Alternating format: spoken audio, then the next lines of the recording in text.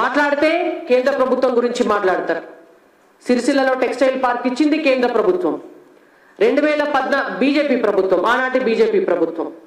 2014లో మళ్ళీ బీజేపీ అధికారంలోకి వచ్చిన తర్వాత ఒక మెగా టెక్స్టైల్ పార్క్ ని తెలంగాణ రాష్ట్రానికి అనౌన్స్ చేసి జాగా చూపియమంటే కేటీఆర్ అనేట ఆయన ఎన్నడూ కూడా సిరిసిల్ల లాంటి పట్టణానికి టెక్స్టైల్ పార్క్ కావాలని భూమి చూపియలే, ఎన్నడొక లేఖ రాయలే. వరంగల్ లాంటి పట్టణంలో టెక్స్టైల్ పార్క్ పెట్టడానికి కూడా అడగంగా జాగ చూపించారు. అది నేత కార్మికుల పట్ల వీళ్ళకున్నటువంటి నిబద్ధత. ఇవాళ కేంద్ర ప్రభుత్వం ఇస్తున్నటువంటి అనేక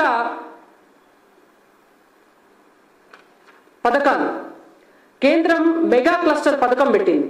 ఎంత అద్భుతమైనటువంటి పథకం అంటే ఈ మెగా క్లస్టర్ పథకం ద్వారా దాదాపుగా ఎక్కడ ఉన్నటువంటి చేనేత కార్మికులు కూడా ప్రతి చోట క్లస్టర్స్ కింద ఏర్పాటైతే ఒక్కొక్క క్లస్టర్కి 40 కోట్ల రూపాయలు ఇస్తుంది కేంద్ర ప్రభుత్వం.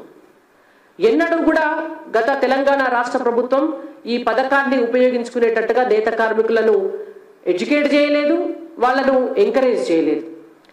ముద్రా లోన్లు ఇస్తే కేంద్రం నుంచి దాదాపుగా నేత కార్మికులు ఇప్పటికీ 1768 మంది కేంద్రం ద్వారా ముద్రా లోన్లను తీసుకోవడం జరిగింది.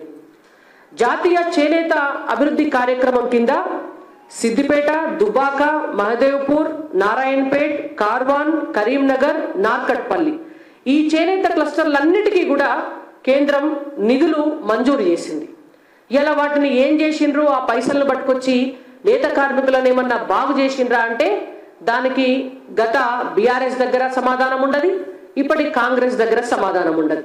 రాజకీయాలు మాట్లాడడం తప్ప వాళ్ళ జీవితాలను బాగు చేద్దామనేటువంటి ఉద్దేశం ఏ రాజకీయ పార్టీకి కూడా ఈ రెండు పార్టీలకు లేదు.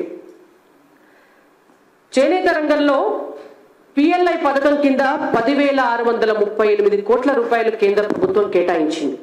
దీంట్లో 67 మంది ఔత్సాహికులకే 1536 కోట్లు ఇచ్చినారు ఇండస్ట్రీస్ పెట్టుకోమని సెంట్రల్ గవర్నమెంట్. వీటితో పాటు